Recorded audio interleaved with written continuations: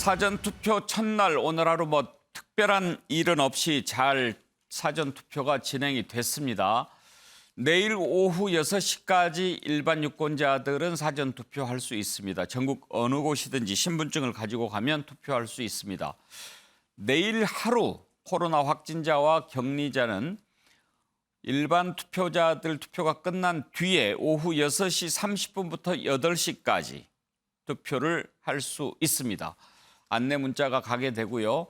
성명이 적힌 PCR 신속 항원검사, 양성 통지 문자 이런 것 등을 지참해야 하는 겁니다. 자, 오늘 현재까지 투표율을 보면 9.2%인데요. 최종 6시까지는 아직 안 나왔습니다.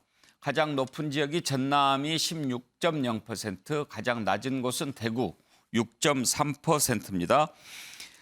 지난번 4년 전 지방선거 때 이 시각 현재 똑같은 기준으로 봤을 때 오후 5시 현재 기준이 7.9였는데요. 그때보다는 좀 높고 지난 대선 때는 15.8이었습니다. 거기에 비하면 좀 낮은 겁니다. 투표율도 이번에 관심인데 여야 모두 사전투표율이 높으면 자기가 유리하다 이렇게 얘기하니까 여야에 속해 있는 분들 말고 안 속해 있는 분들한테 먼저 좀 여쭤보는 게 합당할 것 같습니다. 차재원 교수, 예. 투표율이 높으면 어디가 유리할까요? 글쎄요. 저는 뭐 그 부분에 대해서는 명확한 기준이 있는 게 아니기 때문에 예. 제가 이렇게 뭐 말씀드리기는 뭐 합니다만 아무래도 그러니까 지금 투표율이 상당히 높기를 바라는 쪽은 다 그 각 당의 지도부지 않습니까? 예. 그러니까 그걸 다 아전인수 쪽으로 해석을 하기 때문에 아무래도 제가 생각했을 때는 민주당이 좀 더 그러니까 지금 투표율이 높기를 바라지 않을까라는 생각이 듭니다. 아무래도 그러니까 민주당의 지지층 자체가 조금 그러니까 노년층보다는 그러니까 이제 젊은 층들이 많다고 그러니까 젊은 층들 같은 경우는 사실은 그러니까 본투표 투표율이 좀 떨어지는 경향이 있기 때문에 예. 아무래도 민주당 입장에서는 아마 상당히 사전투표율에 높으면 민주당이 조금 유리할 것 아마 같다. 판단할 가능성이 높지 예. 않을까 생각이 듭니다. 장윤선 기자는요? 기존에는 그랬던 것 같습니다. 투표율이 높으면 민주당 쪽 지지자들이 많이 나와서 그렇다. 그래서 판세가 유리하다. 뭐 이렇게 전망과 분석을 했었던 것 같은데요. 이번 선거는 좀 독특하게 봐야 할 점이 있는데 흐름이 이미 좀 많이 좀 기울었다고 해야 될까요? 지금까지 나온 여론조사 결과를 종합해 보면. 그래서 양쪽의 지도부가 가급적이면 어떻게든 지지자들이 많이 나와야 우리 편이 많이 나와야 선거에 유리하다 이렇게 보는 것 같습니다. 뚜껑은 열어봐야 될 것 같고요. 경합 지역이 너무 많아서 판세는 진짜 예측 불허다 이렇게 예. 볼 수도 있을 것 같습니다. 알겠습니다. 내일까지 사전투표 이루어지는데요. 최종 사전투표가 얼마나 될지 궁금합니다. 지난 대선 때는 사실 사전투표가 거의 절반 수준이었죠. 윤석열 대통령도 오늘 부인 김건희 여사와 함께 사전투표를 했습니다. 용산의 집무실 가까운 곳에서 투표를 했는데 오늘 윤석열 대통령 사전투표하는 모습 한번 보시죠.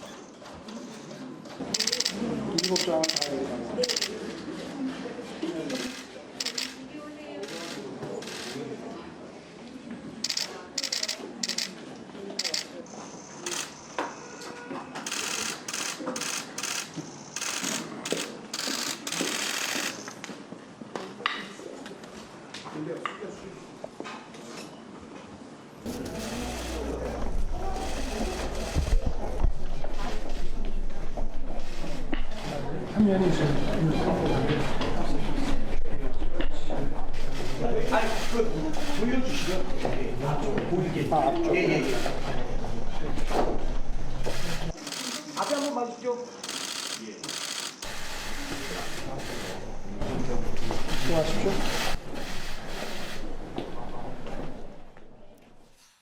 예, 윤희석 대변인 이제 카메라 위치까지 이렇게 살필 네. 정도로 사실 이 투표하는 장면 보면요 윤석열 대통령 검찰총장 그만두고 계속 이렇게 정치하냐, 대선 출마하냐 이렇게 궁금했을 때 첫 번째 모습을 드러낸 것이 사실 서울시장 보궐선거 네. 때 아버지 모시고 네. 가서 투표한 거 네. 그거였어요. 그렇죠? 그때 비하면 여러 가지로 뭐 헤어스타일부터 비롯해서 옷 입으시는 거, 여러 가지 제스처 같은 거 일단 여유가 있잖아요. 예. 카메라 위치까지 말씀하시고 또 배우자 김건희 여사께 이렇게 뭐 다정하다고 표현해야 될 텐데 그런 모습이 전 좋아 보입니다. 예. 오늘 점심 시간을 이용해서 투표를 했다고 예. 하더라고요. 예, 저렇게 사전 투표는 자기가 살고 있는 지역이 아니더라도 어느 곳에서든지 할 수가 있습니다. 문재인 전 대통령도 오늘 사전 투표를 했는데요. 살고 있는 양산 사저 부근에서 했습니다. 한번 보실까요?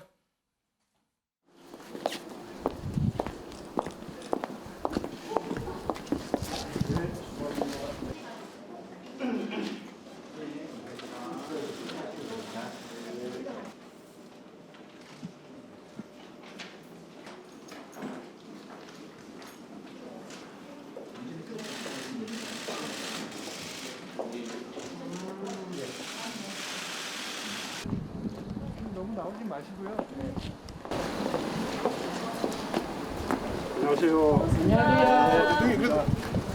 이 투표야말로 우리 정치를 더 발전시키고 또 대한민국을 더 발전시키는 것이라고 생각합니다. 국민 여러분들께서 보다 많이 투표에 참여해 주시기를 당부드리겠습니다. 예, 대통령 그 시위하는 집 앞에서 시위하는 마음 말씀 아니겠어요? 시위 앞에 하고 있는 거. 예, 뭐 불편합니다. 예. 양근택 변호사, 집 앞에서 시위 요즘 계속하고 있다면서요? 그렇죠. 불편하다고. 불편함 토로한 거죠. 왜냐하면 문재인 대통령이 아시겠지만 이렇게 속내를 잘 안 드러내는 스타일이잖아요. 근데 이제 그런 것 같은데 저도 사실은 뭐 그 상황을 봤습니다만 주민들이 굉장히 불편해하시는 것 같아요. 밤낮으로 하다 보니까 어찌 보면 이게 법의 맹점인데 몇 데시벨 이하면 된다. 근데 예. 그거를 밤낮으로 24시간 해도 된다는 건 아니거든요. 근데 경찰 입장에서도 어쨌든 허용 범위 안에 있으니까 뭐라 하지 못하고 그런 상황인 것 같은데 사실은 어찌 보면 저는 이런 걸 좀 시간을 제한한다든지 그럴 필요도 있다고 봅니다. 왜냐하면 예. 도시 사람들하고 시골에 사시는 분들은 해 떨어지면 주무시고 해 뜨면 나가서 이러시거든요. 근데 밤에 막 9시, 10시에 하면 그분들이 얼마나 힘들겠습니까? 그러니까 그러게요. 대통령도 미안할 거예요. 마을 주민들한테. 아, 내가 들어와서 이렇게 주민들한테 곤란하구나. 그래서 이런 좀 방법을 좀 찾을 필요가 있는 것 같습니다. 예. 자, 여야 지도부도 오늘 사전 투표를 했습니다. 그동안의 사전 투표가 뭐 이런저런 이유도 있고 그랬는데 이제는 그런 논란이 아예 없어진 거죠. 자, 여야 지도부의 사전 투표 모습 한번 보시죠.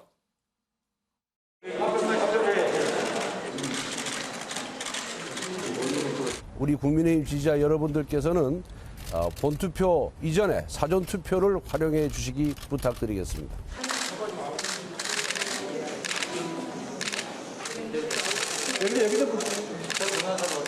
더불어민주당이 변화하고 있습니다. 그 변화의 길을 국민 여러분께서 함께 걸어가 주셨으면 좋겠습니다. 자, 한 장면만 더 보겠습니다. 방금 권성동 원내대표 강원도에 가서 사전 투표를 했는데요. 이준석 대표는 어디를 찾았을까요? 한번 보시죠. 어디선가 날아온 설세에게 계약을 맡기지 않을 것이다. 이 확신을 심어주는 것이 너무 중요했습니다. 그래서 저는 윤영선을 공천했습니다. 맞습니다. 계약 규빈을 위해. 정작 중요한 아까 언급되었던 규련 타작권 문제 이런 것들은 이재명 후보 잘 알지도 못합니다. 왜냐? 계약 전혀 모르는 거 아닙니까, 여러분? 예, 민현주 의원. 지금 보면 권성동 원내대표는 오늘 강원도에 가서 사전 투표를 했고 이준석 대표는 내일 오전 10시에 계양에서 윤영선 후보랑 함께 투표를 할 거다. 지금 이렇게 예고가 돼 있습니다. 지도부가 직접 이렇게 현장에 가서 사전 투표하는 것도 상당히 전략적으로 보이는데요. 네, 이준석 대표는 거의 지금 인천의 선거에 올인하고 있는 듯한 모습을 보이고 있고요. 특히 이제 계양 선거에 굉장히 책임감을 갖고 임하고 있습니다. 특히 윤영선 후보 선거운동원으로까지 등록하겠다고 말할 정도였으니까요. 첫 번째 선거 시작하는 날도 인천에서 유정복 후보, 윤영선 후보와 같이 했고요. 이제 아마 마무리도 같이 할 것 같은데요. 이번 지방선거가 정말 예상하지 못했게 이재명 후보가 출마하는 바람에 선거 구도가 굉장히 이상하게 됐어요. 그래서 인천의 이재명 후보가 특히 계양에 나오는 바람에 계양이 지금 전국에서 가장 핫한 지역으로 지금 주목을 받고 있고 실제 그리고 선거 지금 진행해서 지지율 격차를 보더라도 이재명 후보와 윤영선 후보 간에 윤영선 후보와 이재명 후보 간에 전국에 관심을 다 끌어모을 만큼 그런 예. 양상을 보이고 있어서요. 이준석 지금 당대표로서 사실은 계양의 선거 결과에 따라서 본인의 이 지방선거에서 어떤 공을 세우느냐 이런 부분도 상당히 많은 부분들을 예. 좀 의미가 있지 않은가 싶습니다.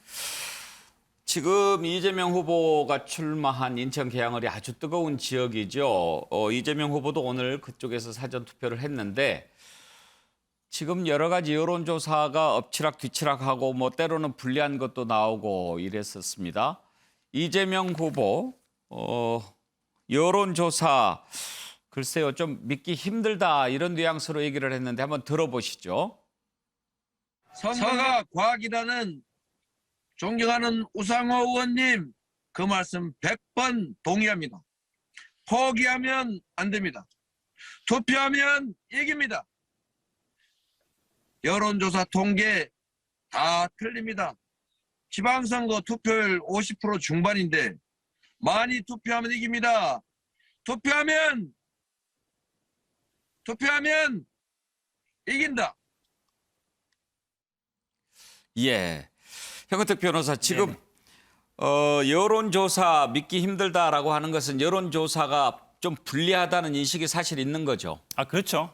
특히요, 이게 여론조사를 뭐 못 믿겠다 아니면 객관적이지 않다 이게 아니라 여론조사 불리하게 나오니까 민주당 지지자들이 투표를 포기할까 봐 이런 겁니다. 예. 사실은 우리 당의 당내 혼란이 생기고 뭐 내분이 생기면서 나 투표 안 하겠다 이런 분들이 굉장히 많이 있고 실제로 SNS에도 그걸 올리는 분들이 많거든요. 이제 사실은 뭐 지방선거는 투표율이 지난번 지방선거는 60%였는데 60%가 안 될 수도 있거든요. 그러면 이제 지지층들을 일단 투표하게 만드는 게 중요한데 여론조사 결과 보고 아니면 당내 분란을 보고 투표를 포기할까 봐 이렇게 얘기하시는 것이지 여론조사 못 믿어. 여론조사 뭐 무시해도 돼. 그런 건 아니다. 이렇게 말씀드립니다. 예. 지금 뭐 몇 가지 여론조사를 보면 전체적으로는 민주당이 어려운 싸움을 하고 있는 것으로 나오고 있습니다. 윤희석 대변인, 국민의힘에서는 몇 군데 정도 승리 예상합니까? 광역이요. 예. 일단은 두 자릿수 정도. 그러니까 두 자릿수? 전부 17개 아니겠습니까? 예. 그럼 이제 10개 정도는 확보할 수 있다. 일단 그렇게 생각하는 분위기고요. 이 추세가 조금 더 계속 간다면 예를 들어 경기라든지 뭐 충남, 대전 이제 접전 지역인데 좋은 결과가 있을 수도 있다. 이렇게 판단하고 있는 상황입니다. 예. 지금 서울시장 선거 돕고 계시죠? 네, 그렇습니다. 서울 분위기는 어떻게 보십니까? 서울은 솔직히 말씀드려서 그 격차가 송영길 후보와 오세훈 후보와의 격차가 그냥 계속 유지되고 있다고 생각을 합니다. 송영길 후보가 이제 본격적으로 선거운동 기간 시작되면서 많이 공세를 하고 또 지지층 결집을 위해서 노력하시고 있는데 저희도 많이 이제 긴장을 하고 결국 결집을 할 거다 봤는데 최근에 나오는 여론조사나 또 바닥 이런 민심을 살펴볼 때 그다지 큰 변화는 없는 걸로 판단합니다. 그러면 지금 서울시장 선거에서 앞선 여론조사가 자연스럽게 기초단체장 선거에도 영향을 미칠 수 있잖아요. 네. 그런 점에서 봤을 때는 혹시 서울 시내가 지금 25개입니다. 5개. 예. 거기에서 얼마나 앞설 것이라고 지금 보십니까? 지금 저희가 보유하고 있는 구청장 숫자는 1개인데요. 지난 대선 때를 기준으로 행정구 구별로 봤을 때 14개를 승리했습니다. 네. 그러면 이제 거기서 몇 개 정도 더 얻을 수 있느냐 이 여부를 봐야 되는데 보니까 제 예상에는 물론 여론조사보다 다 다른데 한 17개에서 18개 정도 가능할 수도 있다고 생각합니다. 예. 그러니까 많이 지는 물론 서울시 전체를 봤을 때 오세훈 후보가 많이 이긴다고 하더라도 구별로 다를 수가 있지 않습니까? 그 총합으로 이기는 건데 저희가 많이 열세인 지역이 존재하다 보니 뭐 과거 2006년 같은 때는 25개를 다 석권한 정도 있어요. 예. 있지만 그 정도는 아닐 것 같고요. 한 17개 정도, 18개 뭐 이 정도 생각합니다. 겸손하게 잡으신 겁니까? 아니면 아니, 더 겸손하게 할 수도 있는데 지금 상황이 좀 그렇더라고요. 제가 생각하지 않았던 부분에서도 좋은 결과 있는 결과들이 있더라고요. 예. 그래요. 차지영 교수. 예. 이번 지방선거 아무래도 이제 새 정부 출범한 뒤에 곧바로 치러지는 선거라서 여당이 좀 유리할 거다 이렇게들 예상을 하지요. 그렇죠. 뭐 선거에서 가장 중요한 것이 구도인데 구도가 아무래도 그러니까 지금 국정 안정론에 많이 기울어질 수밖에 없는 상황이다.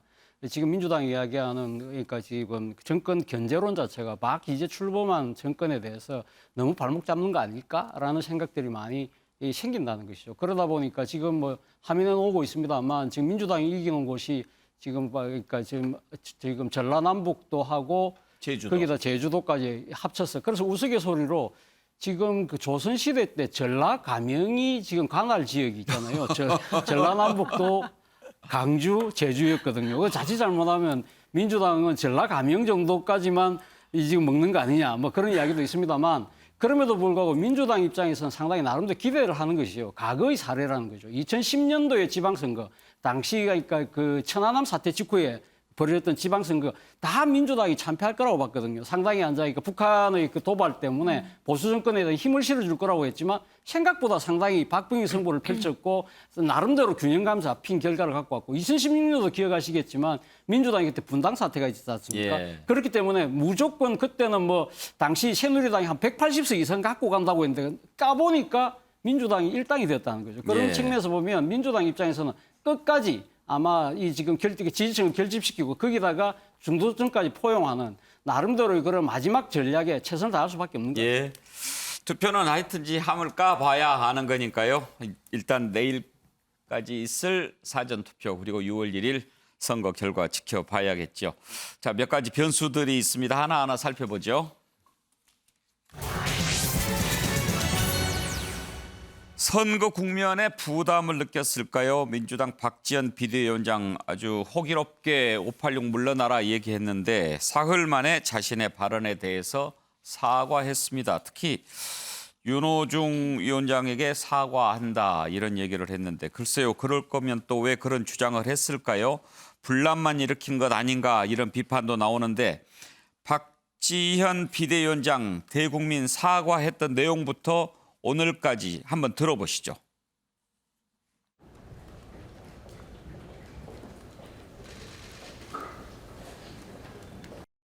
정말 면목이 없습니다. 정말 많이 잘못했습니다.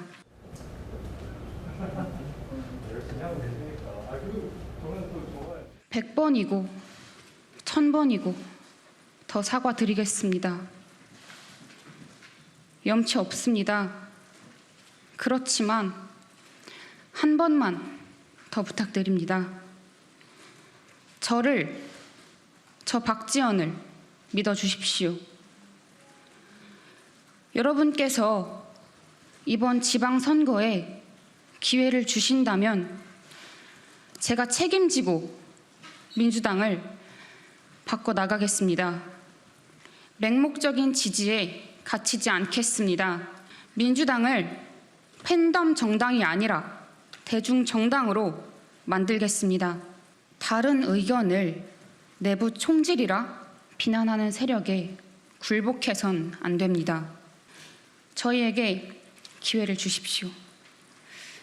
감사합니다.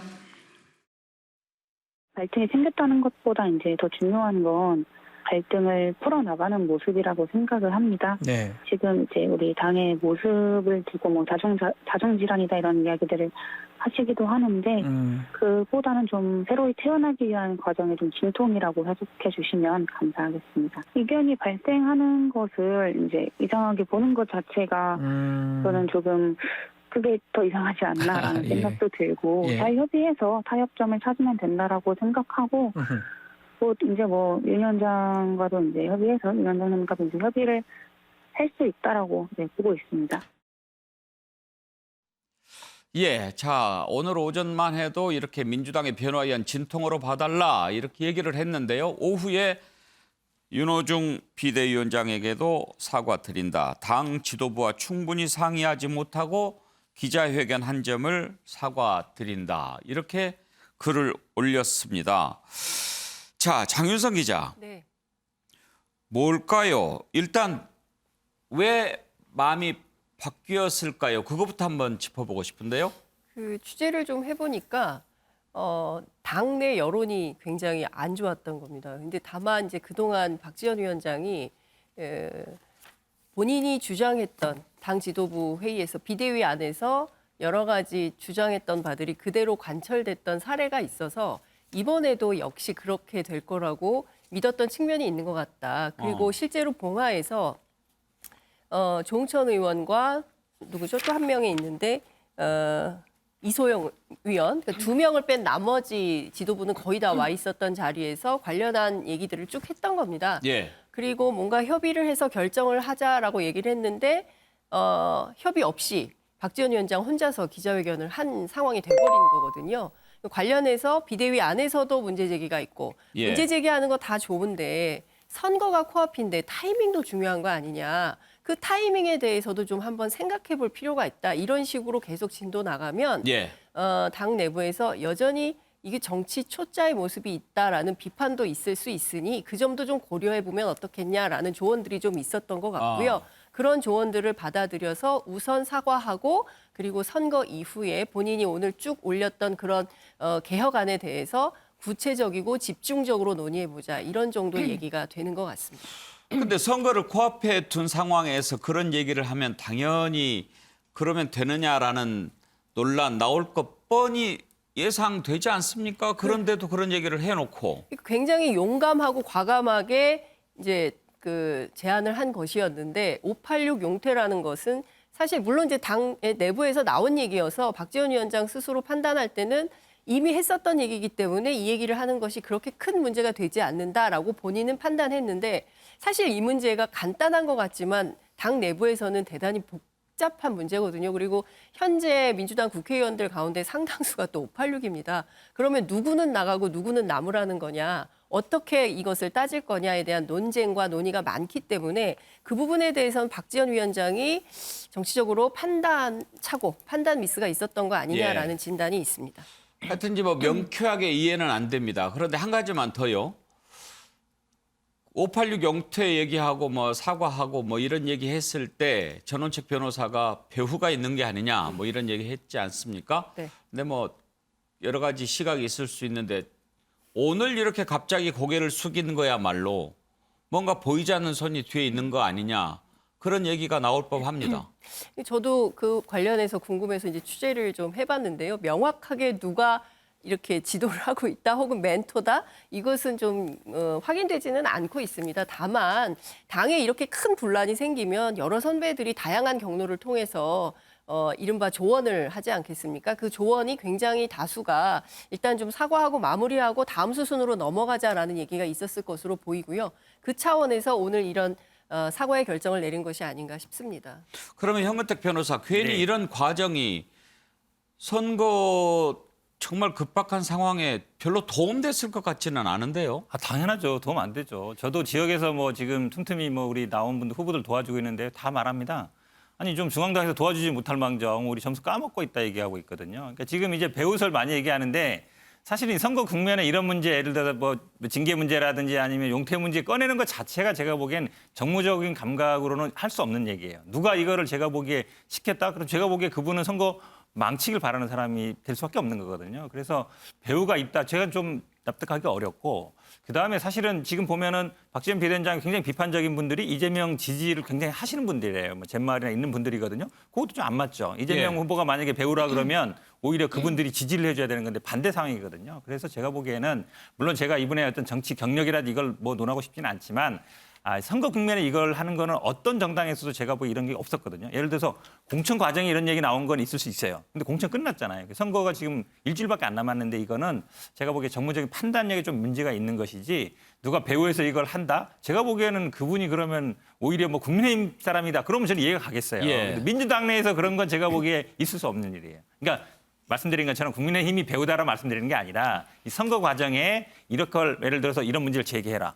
징계 문제 얘기해라. 아니면 586 물러나는 얘기하라고 얘기할 사람이 누가 있겠냐. 저는 상식적으로 저는 그런 일은 있을 수 없다라고 보고 국민의힘이 배후에 있겠습니까? 그러니까 설령 그렇지는 몰라도 그런 일은 있을 수 없다라고 말씀드리는 거예요. 이제 그런 배후 얘기는 그런 음모론적 차원의 배후 얘기보다는 이제 여러 가지로 나이도 어리고 정치 경험도 짧고 그런데 저렇게 과감하게 뭔가를 질렀을 때는 정말 본인의 결단만 가지고 그랬겠느냐라는 생각에서 이제 배우설이 나온 것 같습니다.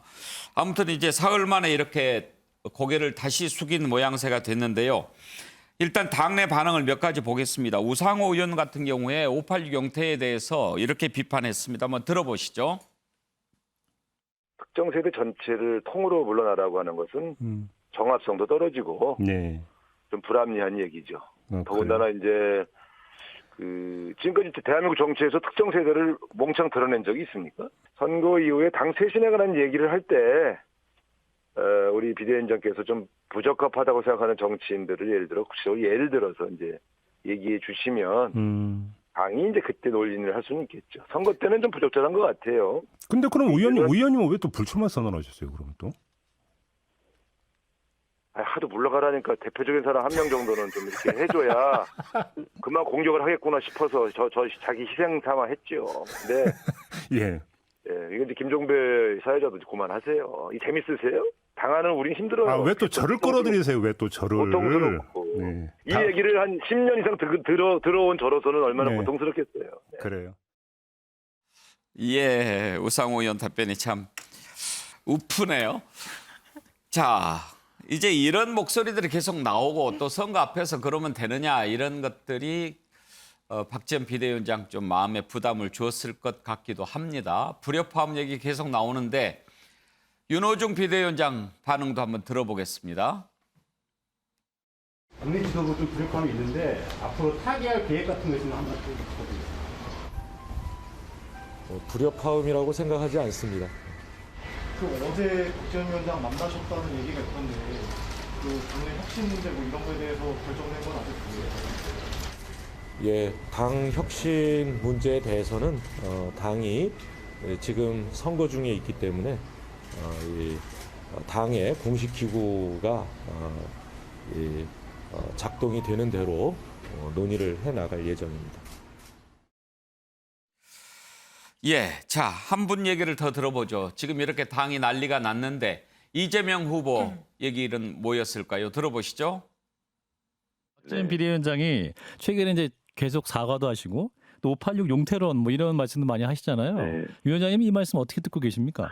제가 아직 얘기를 못 들었습니다. 제가 뭐 일선에 나와 있는 책임자라서 그 안에서 벌어지는 내용은 잘 모르고 있고 또 앞뒤 전후 맥락도 제가 모르는 상태에서 말씀드리기가 조금 그렇습니다. 그럼 지방선거 끝나고 박지원 공동 비대위원장의 역할은 나가야 될 것 같아요. 계속 죄송합니다. 됩니까?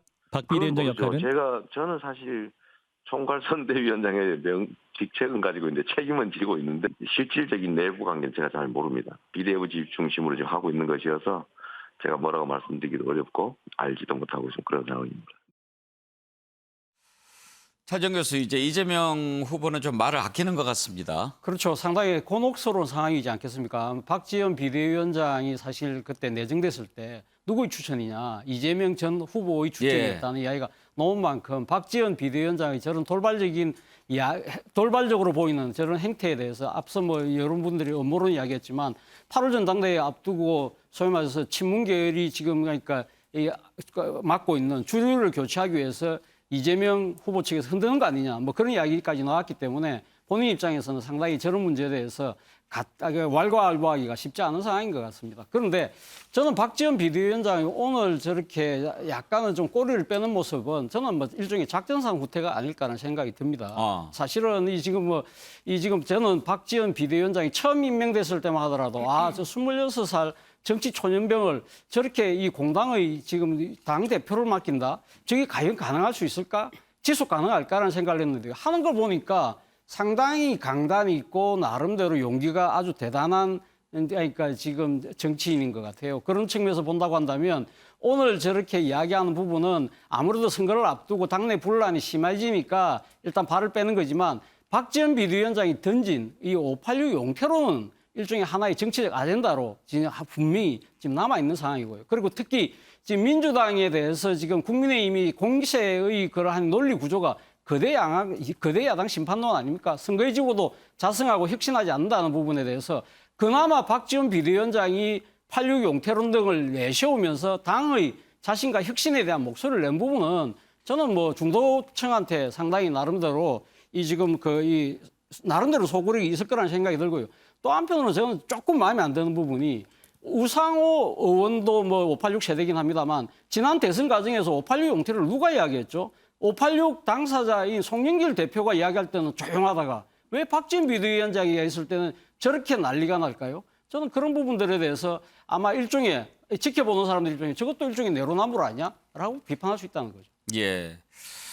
여권 패널들한테 남해당 일을 좀 여쭤보기는 좀 저스럽긴 합니다만 민현주 의원 네. 사실 이런 부분은 있습니다. 박지원 비대위원장이 저 발언을 했을 때 네.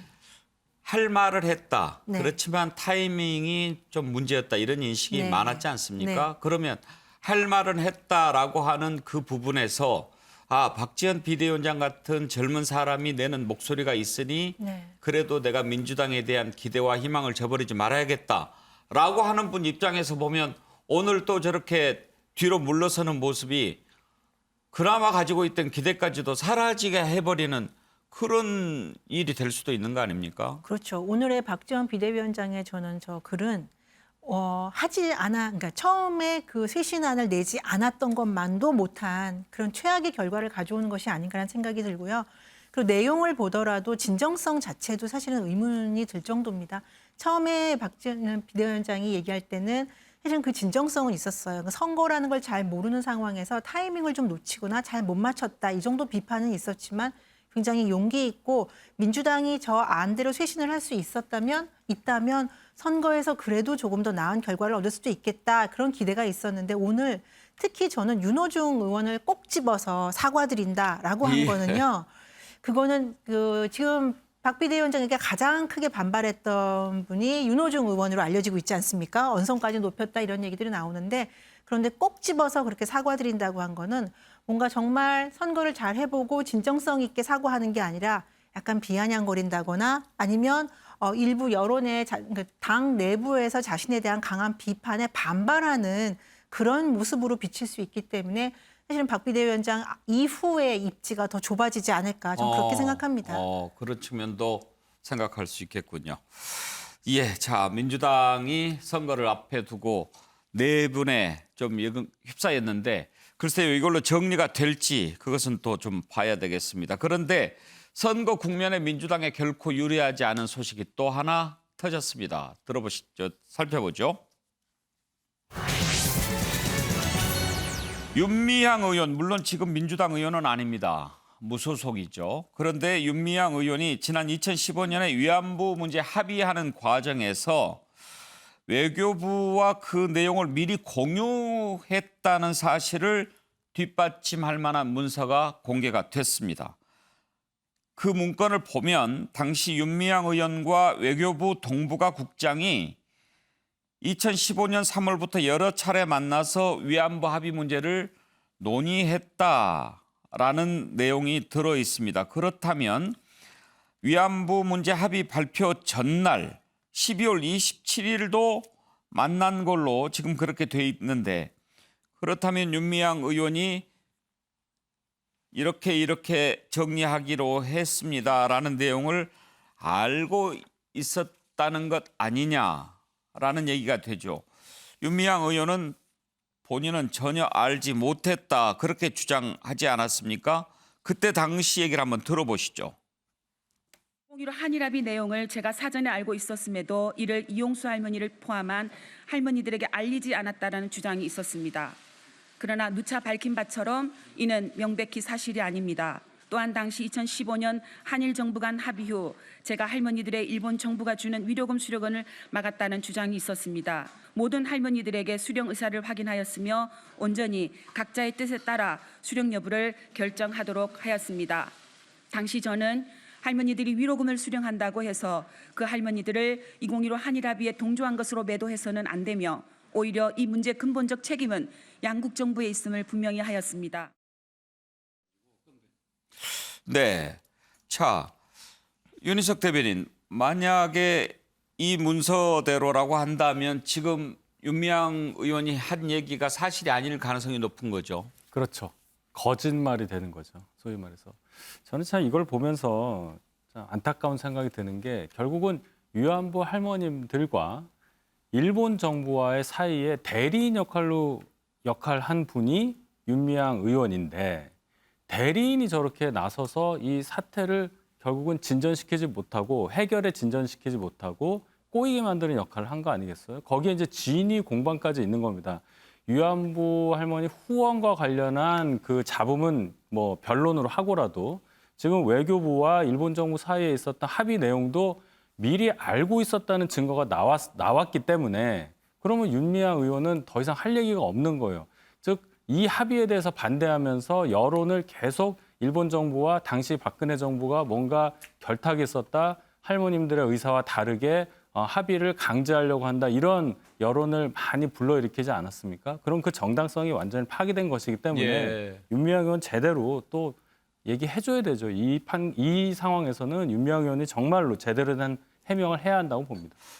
그런데 장윤성 기자, 지금 이 시국에 저런 문건이 어떻게 해서 공개가 된 거죠? 그 변호사 단체에서 실제로 위안부 2015 위안부 합의가 어떻게 이루어졌는지 당시에 윤미향 의원, 당시에는 이제 정대협 대표였죠.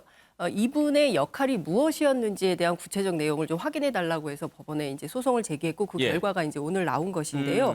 이 부분은 좀 여러 가지 단계로 나눠서 분석을 좀 해볼 수 있을 것 같습니다. 첫 번째 사실관계입니다. 어찌됐든 지금 앞서 윤 변호사님 말씀하신 대로 이렇게 되면 윤미향의 거짓말 이렇게 끝나고 말게 될 것 같은데요. 그 조금 더 들여다보면 이런 내용이 있습니다. 그 당시에 3가지 이슈가 있었어요. 일본 정부에서 책임을 통감한다. 그리고 총리가 사과한다. 그리고 3번째는 국고에서 돈을 거출한다. 그 돈이 처음엔 1억 엔이었다, 2억 엔이었다, 막 이렇게 갔다가 이제 10억 엔까지 이렇게 가게 된 것이었는데요.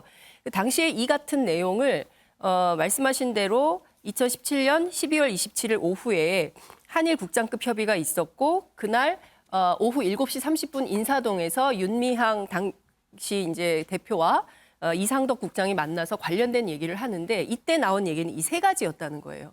윤미향 의원의 주장은 이 3가지 내용과 관련해서 바로 이용수 할머니한테 연락하고 법률가들 모으고 일본 정부 발언 발표 어떻게 나오는지 확인하고 정대협 실행인사들 모여서 회의를 해서 관련된 논의를 했었다는 것입니다. 자기 혼자 결정할 수 없었기 때문에 그런 일을 했다는 것이고요. 문제는 그 다음부터 시작이 되는 것인데요. 실질적으로 이것 말고 이면 합의에 대한 내용이 계속 있었어요. 그 이면 합의의 내용이 무엇이냐에 대한 논란이 있었는데 이것은 불가역적 합의다. 그리고 이 내용을 윤병세 당시 외교부 장관이 발표한다.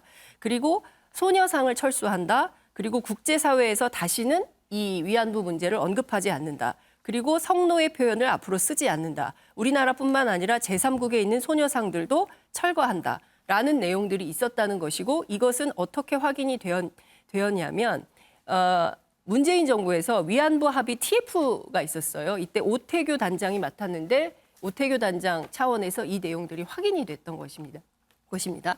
그래서 당시에 문재인 대통령이 이 내용이 확인이 된 다음에 사과를 하고 청와대로 할머님들을 초청해서 사과하고 식사를 하는 자리를 마련하거든요. 그러니까 지금 위안부 합의가 여기까지 진도를 나와 있는데 오늘 나온 얘기로 윤미향의 거짓말이다. 이렇게만 몰아가기에는 또 다른 이슈들이 있고 살펴봐야 될 이슈들이 있다라는 것입니다. 그리고 지금 그러면 이 문제가 이 윤석열 정부에게 왜 이렇게 중요한 걸까? 왜냐하면 한일 관계를 복원해야 되는 이슈가 있고 이 한일 관계를 복원하기 위해서 제일 첫 번째 넘어야 될 산이 바로 위안부 합의와 관련된 것입니다. 위안부 합의가 정당성이 있는 합의였다라는 게 입증되지 않으면 한일 관계를 진전시키기가 굉장히 어렵습니다. 오늘 또 일본의 극우 단체들이 뭐 이상한 퍼포먼스를 해서 또다시 우리 할머님들을 명예훼손했다라는 논쟁이 붙고 있기 때문에 이 문제를 해결하지 않고는 굉장히 어려운 상황이어서 여러 가지로 중첩된 이슈가 동시에 있기 때문에 이 문제는 정말 잘 봐야 되는 이슈다. 이렇게 말씀을 드리고 싶습니다. 말씀이 좀 길어졌는데 결론은 장윤선 기자 보시기에 윤미향 의원이 거짓말을 하는 것 같지는 않다는 얘기인가요? 그렇죠. 이미 앞서 저희가 같이 봤던 그 기자회견문 안에도 나와 있고요. 그리고 오늘 윤미향 의원실에서도 관련된 내용을 다 올렸습니다. 그래서 그런 내용들을 꼼꼼히 살펴보면 사실관계를 다시 한번 봐야 될 필요가 있고요. 오늘 법원에서 판결된 내용만 가지고 하기에는 그 밑에 더 복잡한 내용들이 숨어 있다. 이걸 좀 짚어볼 필요가 있을 것 같습니다. 그러면 당시에 일단 이용수 할머니 발언을 한번 좀 듣고 이어가 보죠. 2015년 한일 협정 때입니다. 10억엔이 일본서 들어오는데 그 대표만 알고 대표가 알아가지고 제가 알았으면 그거 돌려보냈지요. 그런데 다 이제 그 대표들한테만 이 얘기를 하고 유미하여간 같이 30년을 해 나오면서 지금까지도 했는데 이걸 해결해야 될 거 아닙니까? 왜 해결을 안 합니까? 안 합니까? 차지원 교수, 지금 이제 진실게임 양상으로 가고 있는데 어떻게 봐야 할까요? 저는 오늘 이 발표 보면서 저는 좀 판단을 좀 유보하기로 했습니다. 왜냐하면 오늘 그 외교부가 발표한 내용 자체가 그러니까 윤미향 당시 정대협 간사하고 그러니까 논의의 대화의 풀 내용이 담겨 있는 게 아니거든요. 예. 상당 부분이 가려져 있습니다. 가려져 있고 그리고 또 이 대화록 자체를 만약에 작성을 했다고 하더라도 녹취록이 아니라 이거는 외교부가 일방적으로 지금 그러니까 지금 만든 거라는 것이죠. 대화록도 아니고 이렇게 논의했다는 보고서죠. 그렇죠. 보고서를 해야 되죠. 그렇게 그 전체 전문이 지금 공개되어 있는 게 아니고 민감한 부분은 다 지금 검은 칠로 되어 있는 것이거든요. 그리고 오늘 판결에 나왔다고 하지만 사실은 5월 11일 날 항소심이 결정을 내린 겁니다. 그러니까 1심 때도 공개를 하라, 2심 때도 공개를 하라는데 왜 외교부는 그럼 상고를 포기했느냐? 상고를 하더라도 별로 실익이 없는 것 같다. 근데 만약에 정권 교체가 되지 않았다고 한다면 외교부가 상고를 포기하지 않았을까요? 이런 것들을 본다고 한다면 뭔가 정치적 의도도 깔려 있을 거라는 생각을 지울 수 없기 때문에 저는 판단을 유보하기로 했습니다. 그런 차원에서 또 볼 수도 있군요. 지금 전 정부 기록과 관련해서 보지 못하고 뭐 이렇게 돼 있는 부분들을 현 정부가 포기를 하면서 공개를 시키려고 하는 것들이 또 몇 가지가 또 있어요. 그렇죠. 예. 그런 부분들 차원에서 본다면 누가 지금 뭐 옳은지 또 거짓말을 하고 있는지 아직은 결론을 내리기가 조심스럽다. 저는 그렇게 생각했습니다. 현근택 변호사 의견도 한번 들어볼까요? 뭐 저도 비슷합니다. 왜 그러냐면 당시에 이 공개된 문서들이 외교부에서 작성한 문서거든요. 대담하면서. 그러면 사실은 외교부 입장에서는 당시에 어떻게든 합의를 하려는 입장이었어요. 그 윤미향 당시 대표 같은 경우에는 지금 나온 게 문제가 이거거든요. 아베 총리 사과 이런 게 들어있었거든요. 근데 이게 나중에 안 이루어졌습니다. 그리고 손해상 철거 문제도 사실은 우리 입장에서는 받을 수 없는 거였고 그다음에 어찌 보면 일본 입장에서는 사과 안 하고 그냥 돈 주고 손해상 철거하고 앞으로 뭐 성노예 안 쓴다 이걸 원했던 거거든요. 그러니까 합의를 이루려고 했던 사람이 누군가. 그러니까 그 당시에 제가 보기에는 오히려 정부에서 외교부에서 이거를 무리하게 취재하면서 그냥 명분만 만든 거 아닌가. 그러니까 그 할머니들의 대표자한테 그냥 어찌 보면 그냥 우리 알려줬다 정도만 얘기하고 실제 합의는 다른 결과가 나온 거거든요. 그러니까 그렇게 본다 그러면 이거를 윤미향 지금 의원이 다 알면서 얘기를 안 했다. 그건 아닌 것 같고요. 그 당시 언론 보시면 알겠지만 윤미향 의원도 계속 공유했다 그러거든요.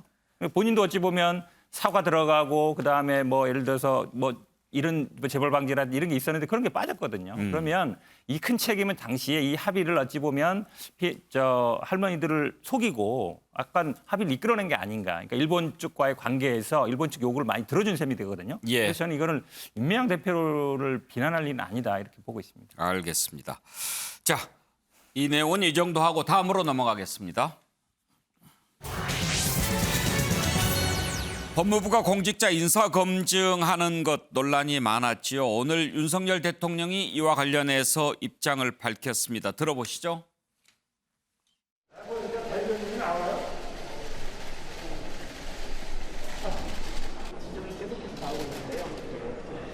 미국이 그렇게 합니다.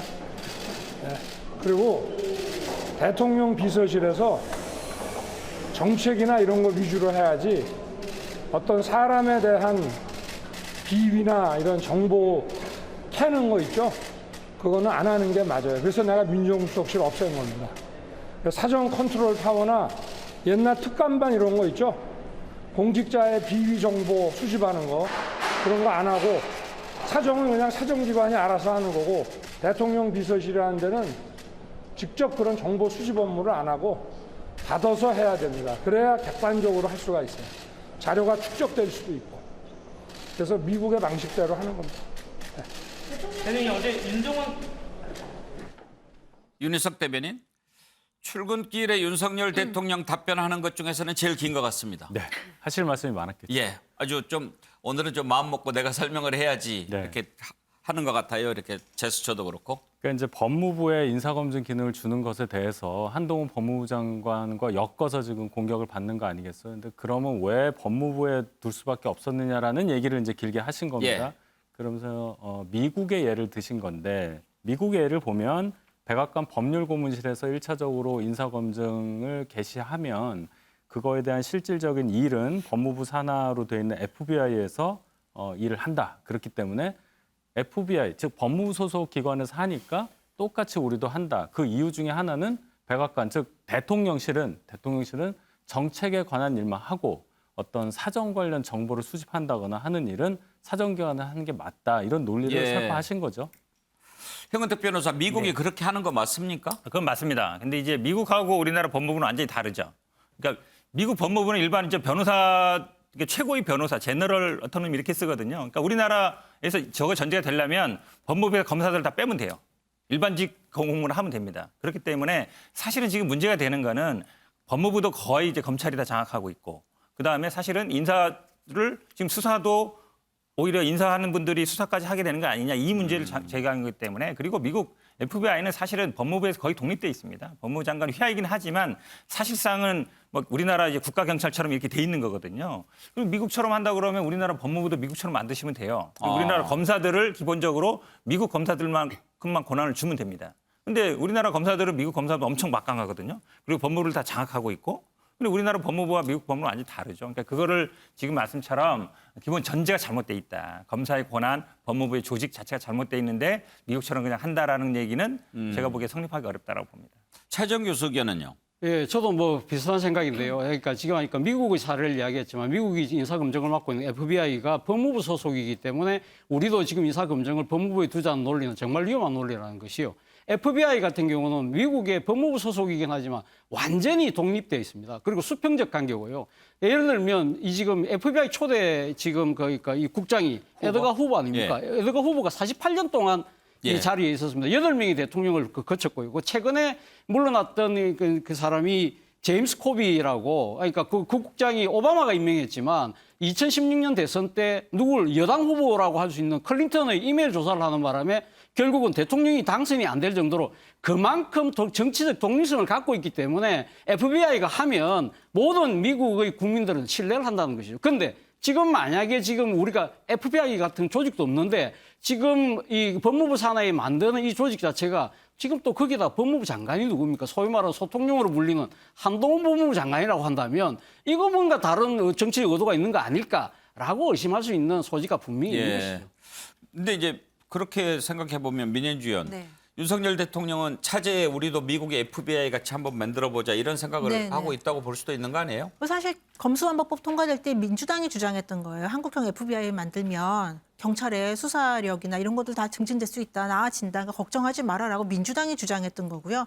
물론 지금 당장 그런 FBI가 만들어져 있진 않지만 윤석열 대통령 입장에서는 청와대가 이제까지 그렇게 많은 부작용이 있었던 민정 기능을 포기하겠다, 이전하겠다.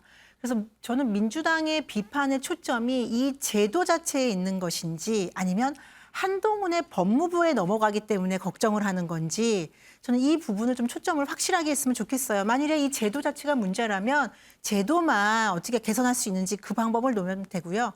근데 지금 민주당은 한동훈 법무부 장관을 계속 공격하거든요. 그러니까 한동훈 법무부 장관이 아니면 괜찮은 건지 아니면 제도가 문제라면 한동훈 이야기는 빼야 되는 게 민주당으로서는 맞는 거 아닌가 저는 그렇게 생각합니다. 그러면 장윤성 기자, 한국형 FBI를 만들어가는 과정이라고 한다면 받아들이는 게 좋을까요? 아니면 한국형 FBI를 만들어 놓고 그다음에 하는 게 맞을까요?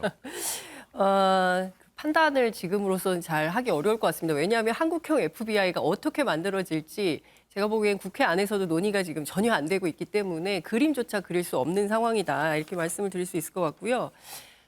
대통령께서 이제 우리는 뒷조사 안 한다. 그런 건 이제 사정기관이 한다. 이렇게 말씀을 하셨는데 인사검증이 뒷조사하는 건가요? 그건 아니지 않냐라는 것입니다. 그러니까 공직자의 인사검증을 하는 것이 뭐 저 사람 뭐 했는지 범죄 경력이 있는지 막 이렇게 뭐 잘못한 거 있는지 없는지 막 뒤를 캐보는 방식으로 판단하신다면 그건 조금 생각을 달리 판단해 주셔야 되는 거 아닌가 싶은 생각이 좀 들고요.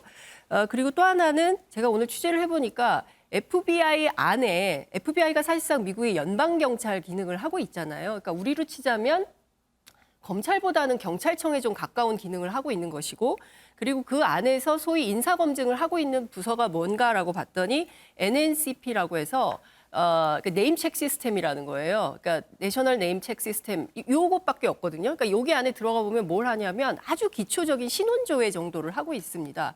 그러면 이 신원조회만 가지고 인사검증을 할 수 있나요? 그건 아니지 않나라는 생각이 좀 들고, 그리고 특히 이제 민주당에서 지금 이른바 이제 권력이 비대화하고 있는 검찰 조직에 대해서 비판을 하고 있는 것이고, 지금 대통령도 검찰총장 출신이시죠. 그다음에 법무부 장관 한동훈 소통령이라고 비판하는 검찰 출신이죠.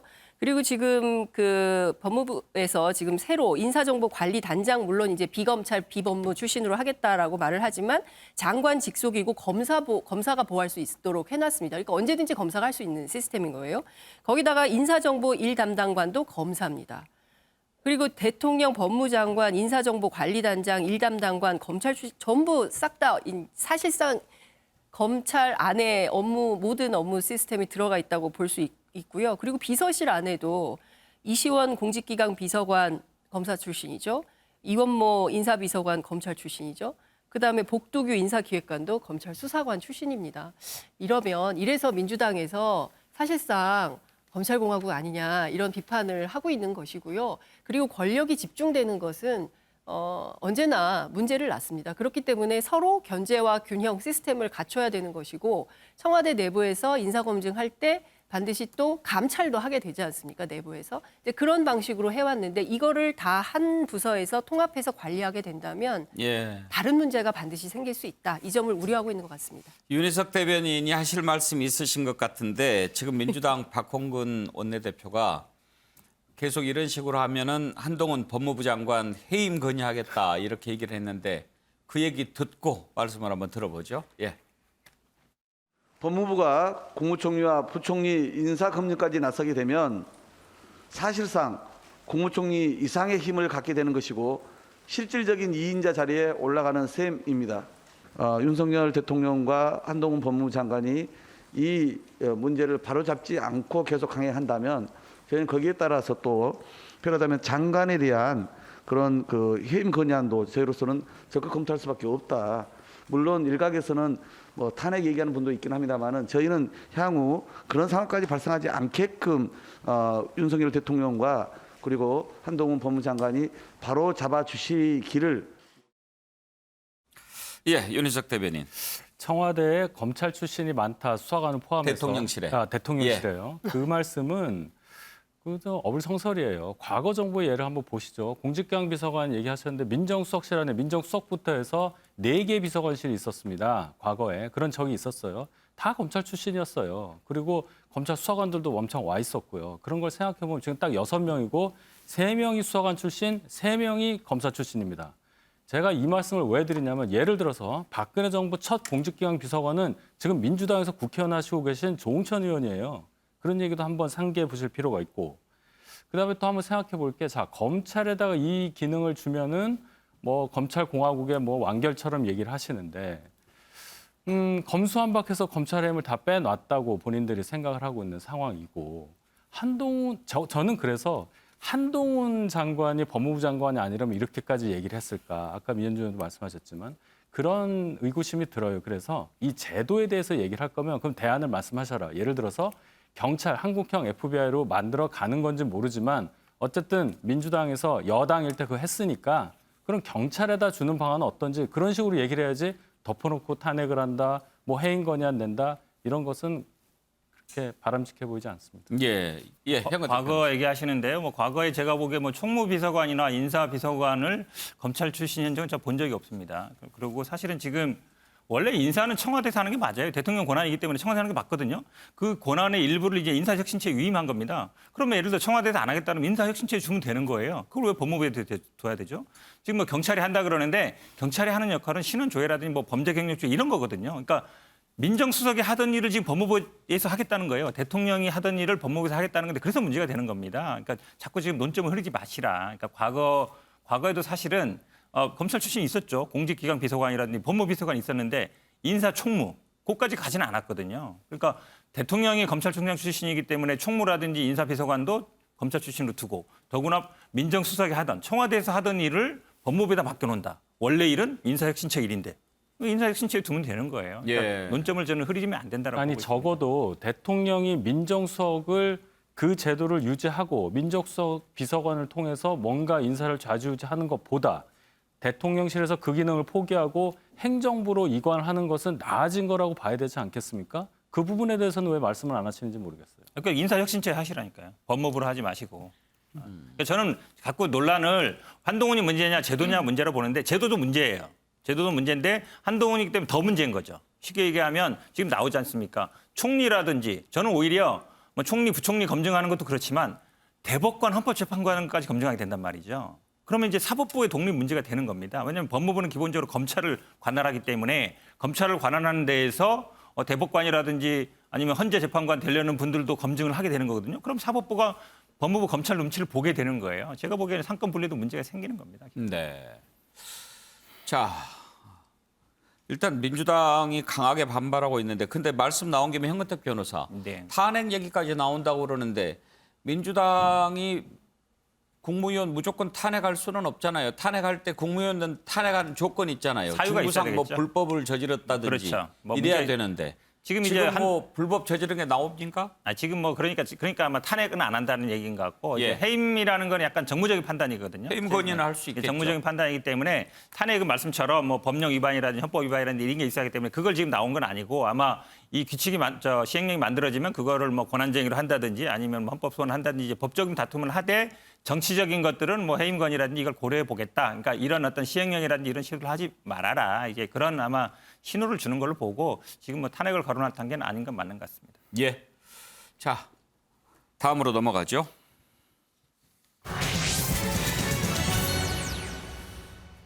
한덕수 국무총리가 추천한 윤종원 IBK 기업은행장 출신 국무조정실장 이 지금 인선을 놓고 논란이 계속되고 있습니다. 아직도 윤석열 대통령 권성동 원내대표가 바꿔주십시오 하는데 침묵을 지키고 있습니다.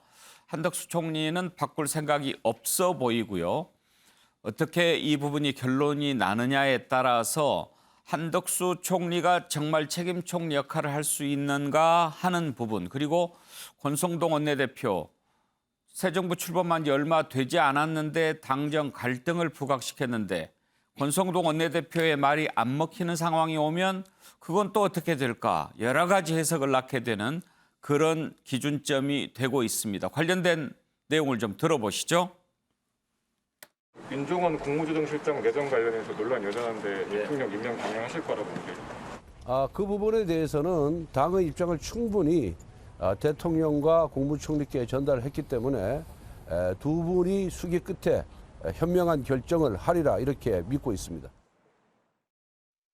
간에 이 갈등 조짐이 있어서 그 국무조정실장 내정이 된 건가요 지금? 근데 그 부분은 원래 이제 임명 권자가 대통령이거든요. 네. 그래서 당은 정부에게 이제 쓴소리를 할 수 있는 것이고, 이제 문제는 결론은 대통령이 내려주시는 거기 때문에 대통령이 조속히 결론을 내려주시고 결론 나오면은 더 이상 문제제기 안 하는 것이 더 맞다고 봅니다. 어쨌든 뭐 윤석열 대통령께서 결정해야 된다. 그리고 결론이 나면 더 이상 싸우지 말아야 된다. 민윤주 의원, 만약에 네. 윤석열 대통령이 뭐 총리가 저렇게 얘기하는데 그냥 가지요 뭐 이렇게 해서 정리가 된다면 네. 권성동 원내대표는 상당히 좀 입장이 난처해질 수 있지 않나요? 표면적으로는 난처해질 수는 있죠. 그런데 권성동 원내대표가 주장하고 싶은 거는 전달하고 싶은 메시지는 이거 같아요. 지금 이제 한덕수 총리가 제안하고 있는 그 윤 국무조정실장 후보자가 문재인 정부 때 실패한 정책을 담당했던 담당자였다. 그런데 그 부분이 대통령실에 잘 전달이 되지 않고 있는 것이 아닌가 그런 우려가 있고 사실은 지금 대통령께서도 그렇고 대통령실에서도 그렇고 문재인 정부 때 했던 원전이라든지 부동산 정책 등등 그다음에 소득주도 성장 정책이나 이런 것들에 대해서 대폭적인 손을 볼 수밖에 없다. 개혁이 필요하다라는 입장 아닙니까? 그런데 국무조정실장이 그걸 담당했던 담당자라면 이게 자기 모순에 걸릴 수 있지 않습니까? 그래서 당내의 이런 우려들을 권성동 원내대표가 조금 더 강한 메시지로 전달을 하려고 했던 것 같고요. 만일에 대통령실에서 이런 것들을 모두 다 검토를 했고 앞으로 추진하는 정책과 이 국무조정실 후보자가 큰 문제가 없겠다라고 판단을 하셔서 대통령께서 임명을 하신다면 사실은 그때서는 당에서는 따라야 되는 것이다. 다만 이 우려되는 목소리는 분명하게 전달될 필요가 있다라고 저는 생각합니다. 당의 우려를 전달하는 것이다. 그런데 또 한 가지요. 네. 일단 장관은 국무총리가 제청해서 대통령이 임명하는 거고. 네. 그런데 이제 또 국무총리가 쓸 수 있는 또 자기 사람이 있지 않습니까? 네, 네. 국무조정실장 같은 경우가 그런 경우 아니에요? 원칙적으로는 그렇죠. 예. 물론 대통령이 임명권을 네, 가지고 네, 있지만 그런데 책임 총리 시켜준다라고 했는데 국무총리가 자기 쓸 사람 하나 마음대로 못 쓰게 한다고 하면 그것도 한덕수 총리 입장에서는 그럼 뭐 내 책임 총리 아니네 이렇게 생각할 수 있지 않나요? 근데 국무조정실장이라는 자리가 워낙 중요한 자리고 말씀드렸듯이만 기존 정부에서 문재인 정부에서 있었던 많은 중요한 핵심 정책들을 지금 뒤집어야 되는 상황입니다.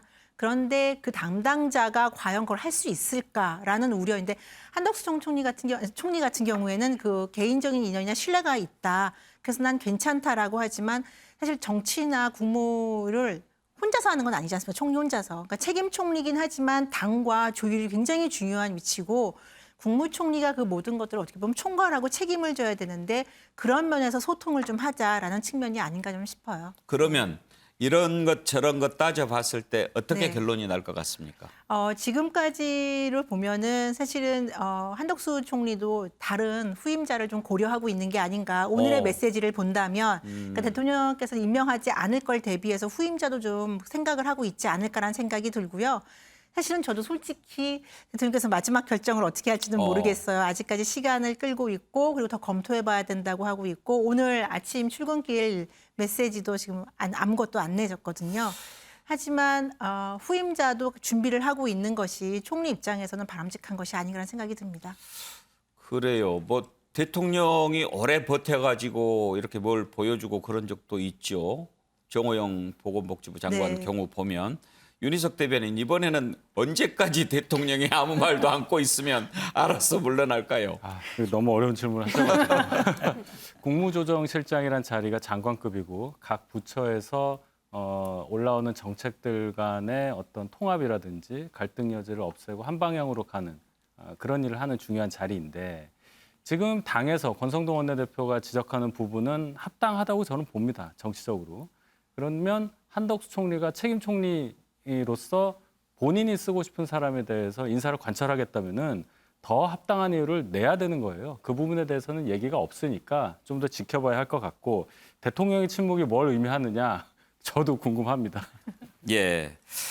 자, 지금 이제 인사 문제 가지고 이 문제는 윤석열 대통령 좀 숙제가 좀 될 것 같고요. 주말에 어떤 변화가 있을지 보겠고.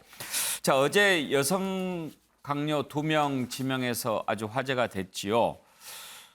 지난번에 외신 기자 질문도 받고 또 국회의장단 만나서는 정신이 번쩍 들었다. 그런 얘기도 했는데 아주 선선한 반응이 의외였습니다. 그런데 문제는 지금 보건복지부 장관 후보자 김승희 전 의원이 지난번에 국회의원 시절에 문재인 전 대통령을 가리켜서 치매 우는 이런 얘기한 걸 놓고 민주당에서 뭐야 이걸 가지고 협치하겠다는 거야 지금 이런 반응이 나옵니다. 도대체 그때 무슨 발언을 했길래 그러는지 한번 들어보시죠. 증은 치매의 초기 증상으로 나타날 수도 있습니다. 요즘 대통령의 기억력 문제를 많이 걱정하고 있습니다. 보건복지부 장관님께서도 대통령 기억력을 좀 잘 챙기셔야 된다. 말이 아닙니까? 대통령한테 건망증이니 치매니 이따위 소리 할 수 있어. 정식으로 나가세요. 제가 치매 환자란 말은 안 했습니다. 도둑이 재발절입니까? 누가 사과를 해야 됩니까? 저는 정부가 사과를 해야지 왜 제가 사과를 합니까? 네, 자, 저런 논란이 있었습니다.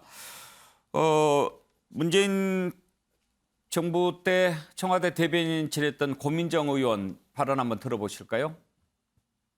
김승희 후보자 문재인 대통령 침해 발언을 해서 막말 논란이 됐던 인물인데 대통령실에서 이 사실을 몰랐을까요? 아유, 몰랐을 리가 없죠. 세상 사람 다 아는 이야기인 것이고 워낙 그 당시에 이 대통령 침해 발언은 세상을 떠들썩하게 할 정도였으니까요. 네. 근데 이 막말만이 문제가 아니라 이분이 식약처장으로 재직을 했었거든요. 예. 그 당시에 전문성으로서도 무능했던 바가 있었습니다. 뭐냐면 가짜 백수호 파동 때 독성이 확인된 가짜 백수호에 대해서 섭취에도 인체 위에 문제가 없는 것으로 판단한다라는 이런 무책임한 발언을 해서 예. 무능한 식약처장으로 낙인이 찍혀 있던 분이기도 하거든요. 예. 어떻게 이런 분을 보건복지의 수장으로 앉힐 생각을 했을까? 저는 정말 그 상상력이 이해가 되지가 않습니다.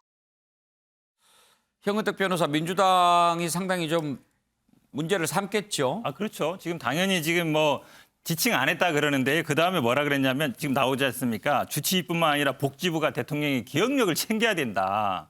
그럼 지칭 안 한 겁니까? 왜 복지부가 대통령의 기억력을 왜 챙깁니까? 대통령 기억력에 문제가 있다라고 얘기하는 거거든요. 그러니까 건망증은 치매로 가는 뭐 초기 증상이다 얘기한 것처럼 지금 말씀처럼 어찌 보면 내가 직접 검명 안 했다. 누가 저렇게 들겠습니까? 제가 보기에 뭐 초등학생이 들어도 저거는 문재인 대통령이 지칭한 거다 이렇게 들을 수밖에 없는 거거든요. 근데 그걸 내 지칭 안 했다라고 얘기하는 건 저는 좀 이해하기 어렵고 어찌 보면 이건 돌려서 얘기하는 거거든요. 이게 더 나쁩니다, 오히려. 아니라고 얘기하는 게. 그리고 지금 뭐 식약청이라든지 아니면 복지할 때에도 평가가 좋지 않습니다. 그래서 지난번에 이제 총선 과정에서도 국민의힘에서도 공천에서 배제됐거든요. 비례대표위원이었다가. 그런 걸 보면 왜 이분을 임명했을까 의문을 갖지 않을 수 없습니다. 장윤선 기자, 김승희 의원 치면 저게 바로 나오는데 네. 왜 임명했을까요? 저도 사실은 그게 굉장히 궁금했는데요. 사실은 김승희 의원에 대한 그 국회 안의 평가가 별로 좋지는 않았습니다. 과거에도. 그럼에도 불구하고 윤석열 대통령 그리고 그 대통령실에서 저분을 꼭 보건복지부 장관에 모시려고 했던 핵심적인 이유는 앞으로 대통령의 기억력까지 챙겨주는 그런 보건복지부 장관이 되지 않겠나라는 기대감에서 하신 거 아닌가라는 얘기도 평론가들은 하고 있어요. 그러니까 제가 보기에는 어찌됐든 그동안 이제 우리 내각에 여성이 너무 없다. 그리고 호남이 없다. 청년이 없다. 이런 비판이 있었고 그리고 또 미국 기자가 그런 문제 제기를 하고 그랬기 때문에 이 부분에서 뭔가 균형을 맞추다 보니까 이렇게 된 측면이 있지 않나 싶습니다. 네, 알겠습니다.